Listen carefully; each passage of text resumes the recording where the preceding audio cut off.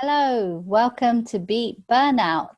My name is Tanya Hussein. I'm your host for this Beat Burnout series for social workers, healthcare professionals, and anyone who's feeling burnt out or overwhelmed or stressed, anxious, really feel that you can't give anymore. And I know how that feels. And I know majority of the experts and coaches that I've gathered know how that feels.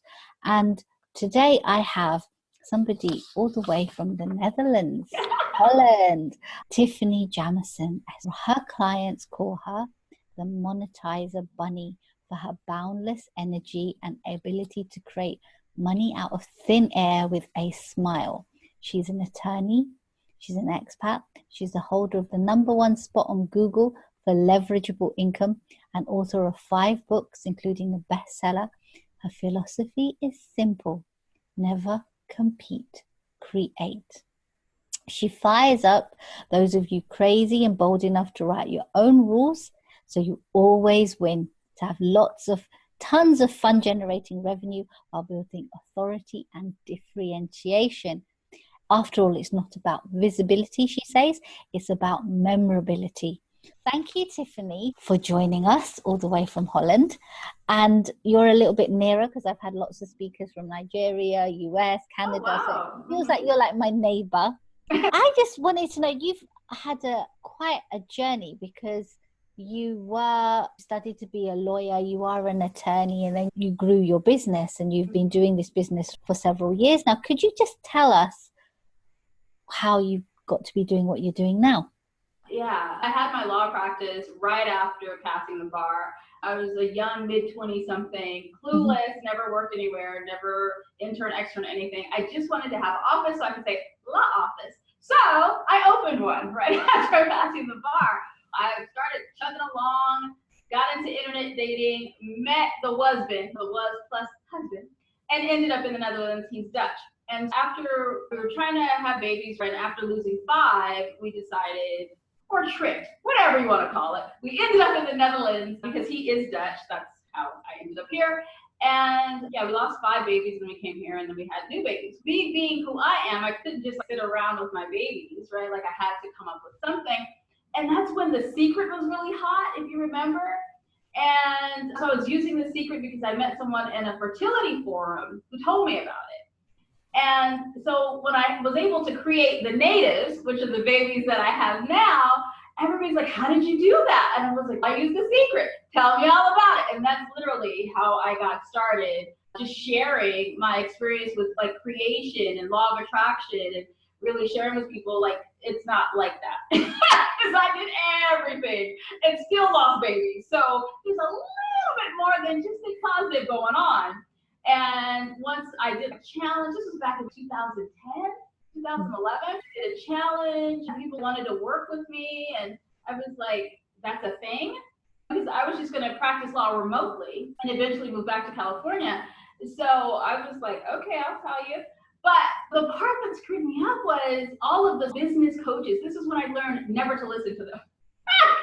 They were like, oh no, you have to stop smiling and you need a website and 10 blog posts and all this other stuff. But I already had done a challenge before anyone was doing challenges. And I have proof, a screenshot from my first challenge back in 2010. And I was doing it just because I thought, okay, people want to know, hey, let's all do it together. This was just my entrepreneurial whatever kicking in. People wanted to work with me, but I didn't even have a way to do that. And because all of these business coaches were saying, oh, you need all these other things, I was like, oh, wait, instead of, okay, I'll figure out how I'm going to serve you, but just come on and here's my PayPal. So I got into that, and then I got a little bit frustrated with what people were being taught because it was counter to what I knew to grow my law practice, because I did that from nothing, literally from nothing. And so I was like, this isn't really how business works. It can't be that much different online. So I started applying those tools to my business, to my coaching business, whatever you want to call it at that point. It was just the Yay Me University. So I was like, yay, all the time. And so everybody was like, Tiffany, how do you get video views? Because my videos were getting like 40,000, 50,000 views. And how do you get traffic? How do you do what you're doing? You know, who are you working with? I'm like, I'm working with me. I got a bunch of kids and I can't pay these coaches. I just get in there and figure it out. And so I started growing my business. I would go on summits and I would win giveaway challenges, and everybody would have 100 clicks or something. I'd have like 40,000. I'm like, what the heck? How are you doing this shit? And it just grew from there. Now, in the midst of all of this, I was dealing with my abusive ex, who I was trying to escape from. So while I'm trying to grow this business, and when you're trying to do things in business and your home life is a mess, it really takes a toll. And by this time I had 3 natives at home, because after I had the twins, I was pregnant 6 months later with Spring, who we did not plan, expect. She was not in the radar. I was plotting my getaway at this point. And yeah, I showed people how to do it, what's going on, dealing with the family stuff. So I just kept chugging away. We all have to just keep figuring it out. So that's how I got started, just stumbling in. Yeah, your energy and your confidence is just so infectious. It just really is. And as I said, I haven't known Tiphanie for very long, but even as we've corresponded via email, that energy like comes through. And I think Tiphanie is a real inspiration, because her journey to what she's been doing now has been like an ongoing thing, despite having an abusive husband and that being in that very dark place. She has managed to still be a successful businesswoman. And I just think that kind of just shows that being resilient is something that you can have despite trauma, despite darkness, despite all this stress. You know, domestic violence, narcissistic abuse is something a lot of social workers and healthcare professionals support and counsel their clients. And sometimes it's really refreshing to have somebody like you who is very open about experiencing this, because I know a lot of social workers and healthcare professionals, they're having to support their clients, yet they're also suffering. So they're also suffering with it. And it's very difficult for them. Sometimes you feel very torn, because you know how it is, that there's that really empathetic bond that you have with your client, yet you can't tell your client everything because it's blurring the professional boundaries. And I just wanted to know how, when you were going in that really dark place and having this prosperous business, how did you find your way out? I can relate to all of those service professionals, particularly when you're in the helping professions, right? And I think it's even more acute as a lawyer. How can you deal with domestic violence? You're a lawyer. I think there's the stigma that's attached to all of us who are in the helping professions, that somehow we're less human because of our professions, right? Because you're a lawyer, then you'll never get beat, right? Because you're a healthcare professional, you know how to spot narcissistic abuse. Why are you staying? Like, somehow we're held to a level of humanness. So I want everyone to get that, oh no, there were definitely dark days, and many of them, right? So for me, the turning point, or how I just kept plugging away, I had the natives, and I've never been in love. I don't even know what love feels like, because I come from a very abusive background, not just with my ex-husband, but with my family, which many of us who end up in the helping professions come from, which we're all trying to heal ourselves by helping, not realizing that's what we're doing. And I just looked at these natives who gave me, and I still, to this day, I get butterflies when I look at them. And I was looking at them and thinking, there's no way I could have chosen to be abused. Like, for years, I thought I was choosing to go off with those boys who were abusing me. But I looked at my 5-year-old, 4-year-old, they can't make that choice. So how was I any different? So I guess it's just like showing myself the same grace that I showed everyone else, that I was showing my babies, right? Show them grace. And so if I can show them grace, then I have to be able to show myself some grace. Now, it doesn't always work, but it just, to me, you couldn't choose either. So why are you beating yourself up? Because I think that's what we do in the helping professions. We're like, better get it together, plow through. Yeah, that doesn't work. It just doesn't work. And we're kicking ourselves. Like, the abuser doesn't even need to do any of the work. The work is already done, right? So one day, I'm laying with the native striker, and I looked over at her, and the light was going out of her eyes. And I remember laying there thinking, if all of us could just die, then we could be free. and he couldn't hurt us anymore, and no more abuse. And then I looked over at Liz, and she has this beautiful twinkle, but I could just see the light going out of her eyes. And I was like, Tiff, you have to fight. You have to fight. And as strange as it sounds, I got up, I went outside, and so there's like this field in my house, and I said, fight! Literally, like Serena Williams, because that's where I got it from. Mm-hmm. And I just started fighting. And I just started fighting back. And every time he would do something to us, I would just scream, fight. I even got the kids in on the action. So they'd be walking around the house, fight! Yeah, I love you so much. And Tony Robbins talks about changing your state, right? And so I had the kids going, I'm so grateful for you. I'm so grateful. It was driving him nuts. And I thought, what kind of sickness do you have that when we say we love each other and we're in gratitude, that's a problem for you? So that just motivated me more, because I'm thinking, what do I want them to see? That it's not okay to scream, I love you, of course, you're the greatest ever. So we would just literally walk around the house screaming these things to each other. And it just motivated me to go. And once you start taking steps to change, stay consistent in that, then things will show up. And I happened to go visit a farm in Germany, and I met a guy and his family. And my son, Stryker, the one with the challenges, used to be afraid of men because of the husband. And he immediately took to Stryker. And I was like, yes. So we started talking, and I explained the situation to him. And he's like, you know what? I'm willing to help you. If you want to get out, I will help you.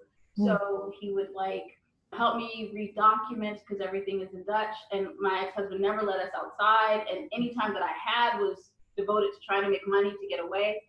And he would read documents for me. And once you start, universe, God, whatever you want to call it, will show up for you and start giving you the tools. But you got to keep taking action, because it's scary. And one night when my ex-husband was choking me out, the end result was me being choked out, I called the police, and the police came and they took him away, and we never looked back. And yeah, I mean, it was more dramatic than that, because he's like choking me out, and we're fighting, and I called the police, and that was like one of the few times when I called the police and I told the truth. They came and they took him away, and I never looked back. And that was like the start of our freedom at that moment. You are really, I'm just thinking of Dr. Lisa Hartwell, who's been a speaker, when she says, sometimes you've got to make anxiety your ally. You have to make fear your friend. And I think in that moment, despite how scared or whatever you were feeling, you knew you had to get away. You knew you had to fight. Yeah. Despite what you're feeling, you've just got to do. Just take action. Just show up, and the things that you need will show up for you. And I know it's scary. Heck, I'm in a foreign country. I don't even speak the language. He could go and say anything. There was no record at that point of all the stuff he'd been doing to us, other than me sending him emails, please stop. But on the business side, what saved me was I knew how to do everything myself. So what I tell people from the business perspective, before you outsource, you need to know how to do it. And I know that it sucks, because for some reason service professionals are tech folks, and I get that, but you need to know, because there might come a time where you need to put up that website or something like that. I've had clients come to me and they couldn't change the page, but the decimal, couldn't think of the English word, the decimal was in the wrong spot. And so they were selling a $997 product for $9.97, and they couldn't change it. And it happens more than you think. Yes. So from the business perspective, I knew I could always create more money, right? If I could just get away, get out. That's one thing. Another thing is automation. You need to make sure that your lead generators are constantly working. And I made sure, like, I had the true self test and some other things that were generating leads for me every day, because people love to take that. You make sure that you have some automation, have some automated webinars or quizzes your lead generation can run without you, and you need to be able to do them yourself, and they need to be helpful. Don't just throw some stuff out there. So those are things. And leverage, one to many. I've always approached business one to many, because I've always had a lot of natives. I knew getting on the phone for an hour wasn't happening. So if you're coming to get on the phone with me, and you already know who I am, what I'm about, because you've brought my product, and you've been through some part of my funnel, right? I call it profit pathway, but you've been through some part of me. So you know about the natives, you know what's going on. I might be late. You know, all of these sort of things, but you have more insight into me as a person because there's automation and there's leverage. And of course, make sure you differentiate yourself. And so on the business side, those things were always playing in the background so that I didn't have to touch it. Mm-hmm. And I know there are some people watching who are business owners who are started an online business, or they're just thinking about starting a business or an online business. So you've really walked the walk, haven't you, Tiphanie? You really have. And I just want to know, you really are a force to be reckoned with. I just want to know, how do you maintain your high level of energy without burning out? How do you do that, Tiphanie? Woo! Okay. There's no other option. That's it. Because of everything, I have sole custody of my children. And they are literally with me 24/7. It's very easy to get burnt out. But you know what? When you have those moments, go outside, scream in the backyard. There's no shame. Figure out little ways to get your space. I'm the joker. I pillow fight with them, but I hit them a little bit hard. No, so I incorporate them into my space when I need quiet. I have a great babysitter. That the babysitter I was telling you about is great with my son, so that helps. So get support if you have it. I don't have it. I just have him. That's it. Also, I walk every night to catch my breath. And most importantly, you know what? I'm just not feeling it today.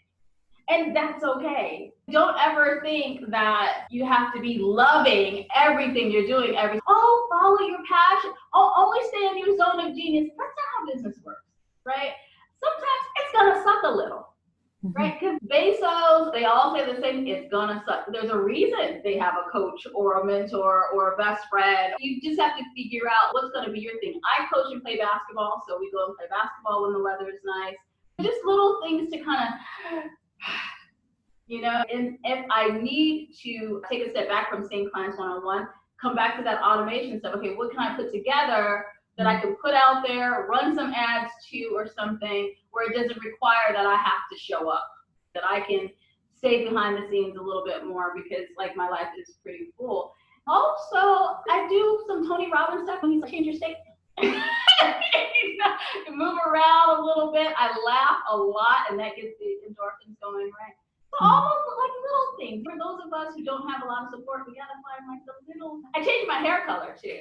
And I think because being a trauma recovery coach, I know lots of coaches, they talk about comfort zones, but I know when you've been surrounded by trauma all your life, your comfort zone is everybody else's panic zone, and your panic zone is everybody else's comfort zone. When it comes to trauma, there people respond to it. We can fight, we can flight, run away, and those two lots of people know about. And even the third one lots of people know about, which is freezing. Some people just freeze. They don't know what to do, and they spend their whole lives just freezing. But there's two that people aren't that well known, and one of them is frolic, and the other one is float. And when I'm talking about frolic, I think how you deal with so you don't burn out isn't frolic. I think it's something much more deeper and better than that, because what people do who are frolicking is that they are just trying to have fun, whether they do that by partying or drugs or alcohol. They want to numb the pain. And so they're like a clown. They're like smiling, but inside they are like crying. Whereas the way you have responded isn't frolicking, it's maintaining your energy by knowing the importance of laughing to really heal like that darkness and that pain, and because you've had that in your life, to, I'm not saying rebalance it, but basically, like you said, when you laugh from a very deep place, it's so healing. Am I right? As I said, I'm with kids 24 hours a day, 7 days a week, and I'm an introvert, so I need alone time. Now, that's not an option right now because the youngest is still at home. He's not in school yet. I will just do little things, and I just find myself amused by them. Like he actually can cook. He's only 2.5, but he can cook. And so I let him like make cupcakes, and I'm just cracking up because I'm like, this little dude, he has like good technique. And so I just think it's hilarious. I roller skate in my house. I actually have like the 4 wheels. These are 4 wheels with a rainbow stripe. So like I skate in the house with the kids. We paint on the walls, literally paint on the walls. I make up songs with them and make them sing it. If anybody goes see on my Facebook, you can see I have them like the beg for forgiveness song. I'm like, please, mama, mama. Just make up dances for them. But those things make me laugh. And then I remember why I'm fighting so hard, because I am so freaking determined to break that freaking cycle. Like, I am not raising another batch of dysfunctional Jamisons, even though they're not Jamisons, but they're partly Jamisons. And that generational dysfunction and abuse and neglect, and it stops now. And, or I will die trying. And so just the idea that they can feel loved and nurtured, that just is, yes. And also I heal myself because my daughter is also Pisces spring. And I look at her and how she does things, and I go, that's who I would have been had I not been abused. And that makes me smile. Like, I can get teared up thinking about that. It makes me happy to know that, like, I could have been like that. And I get to relive that in a way, watching her do, I'm like, you're an odd fish, aren't you? And she's like, yes, I am.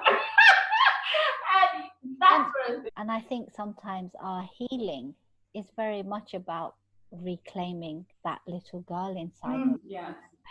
Parenting the little girl. Yes. Because we all have that little girl, and if we're men, that little boy, and looking after them because our parents didn't look after us. And I wanted to ask you, because you've had quite a few low points, and you might want to just select one, and I'm perfectly fine with that, how you got out of that low point and how did you find the help you needed? Because I know, like you said, we service professionals, healthcare professionals, social workers, attorneys, teachers, we think we know it all, because we do know it all. We know it more. Yeah, we do know more than regular people. Yeah. Yeah, we do. We have more awareness. It's true. We studied it and we talk about it and we support clients.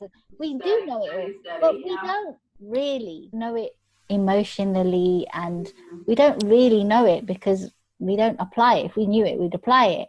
So to ourselves in our own lives. No, it's so true. And it's a bitter truth. It's a harsh truth, and sometimes I have to keep swallowing it, to keep reminding myself of this. How did you get out of that low point, and how did you find the help you needed? There's so many, but I think the looking in Bliss's eyes, since that's the most recent. Actually, there were some after that. Okay, just knowing that, for me, it's a little bit unfair in the sense that there is no one else. So for me, like, I'm it. Like, literally, the buck stops here, right? So if I don't save us, no one is coming. Yeah. And that's just my reality, unfortunately. But for someone who, if you have someone that you can reach out to, do that. Even if it's just your best friend or just somebody. Like, I had my babysitter and we're great friends, and I could ask him, like, can you hold it down for me for a second? I need quiet. Can you give me 5 minutes? Like, I feel it when it's coming. And I think what we need to do is when we feel the noose tightening, if you will, then we say, okay, I feel it. And go and tell someone, I feel this is coming. I need a moment, or I need help with, or can you take this off my hands? Or if a client is, you say, look, we're going to have to reschedule. Don't be afraid to be brutally honest. And I don't understand what brutal honesty is, because honesty is always a good thing, right? There's nothing brutal about it, right? Because honesty will save you. It will save your life. I can pretend, oh no, I was just cruising along and there was no problem. No, I thought dying was optional. Now, if I don't own that, it owns me, and I'm not being true to myself.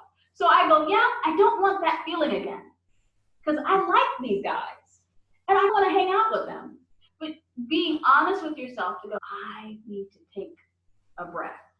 And then ask someone, talk to someone. Hell, if you got to lock the kids in a room, I have a playroom here with a lock on the door.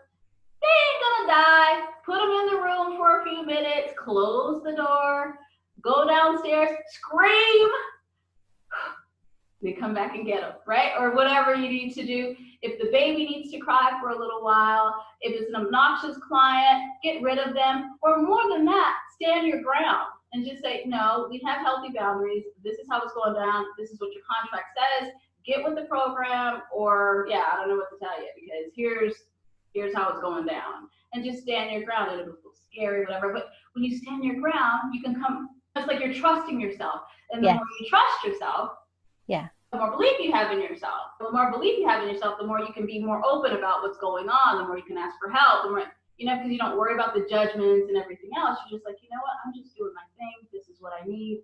I'm being honest, I'm being real, I'm being raw. And people actually connect to vulnerability.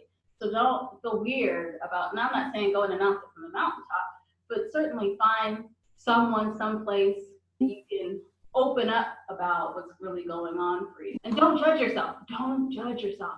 There's no level of humanness extra for us, right? Okay, if you're a teacher and a lawyer, then you have to always have the best children and you can never be sad. If you're a social worker, then you can never be in bad relationships. If you're a therapist, your kids are on drugs, how dare you? No, there's no different level of human, just human, right? And make sure you get, no, I'm just regular human out here trying to get a paycheck like the rest of you, right? This is what I love about Tiffany. She just says it as it is. No complicated language, no frilly language. She just says it as it is. I think we're all social workers and healthcare professionals and attorneys, teachers, some of the business owners that are watching. Sometimes similar in the fact that we know how to give. We're such givers. We really love giving. But we're not very good at receiving. We're not very good at, even like some people might give us a compliment, we don't really even know how to take that compliment. How do you receive when you're so used to giving? First, it's a work in progress, right? Anytime you think, I got it figured out, you're doomed, right? It's just a process. Every day, you have to say, I choose to receive. Like, I receive today, I receive. And just for me, obviously my natives are everything because they're always freaking here. So I got to get them in on the action or else they'll drive me nuts. And so I have them walking around going, I receive.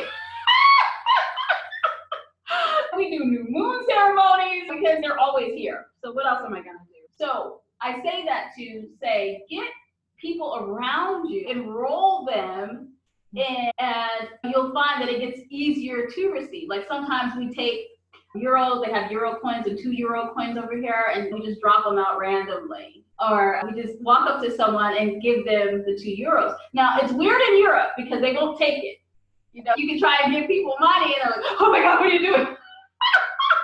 But then we're just like, oh, we just want to give this to you. Okay, well, can we buy you a coffee? But it's the act of giving in that way allows us to open ourselves up to receiving. So then when the kids get something back, they're like, Mommy, I got that because I dropped that 2 euros. So they understand the giving and receiving. So when you enroll the people around you in the whole receiving thing, then it makes it a whole lot easier than you just giving and you're not receiving. Does that make sense? It's like a reverse way to do it, but definitely say it to yourself. So when someone says, Tiffany, you're a good mom, I used to be like, no, oh my God, don't you know they only won second place in the costume contest? Really? I used to cry. I was in the school costume, and my babysitter can attest to this. I would be so nervous. And he was like, they were the best ever. Are you sure? Did they look happy? What did they think? Did they like it? Were they crying? They really didn't like it. Did they? Oh my gosh, she hates really. And then he said, you're a great mother. And I would be like, and just sit in it. It might feel weird, but just put it on. Great mother. Okay. Right? Okay. All right. I could talk to you all day. I have to stop myself because I know that half an hour is finishing, and I know everybody else watching you've got this brilliant, lovely energy. And thank you for joining me on Beat Burnout. Thank you very much. Bye.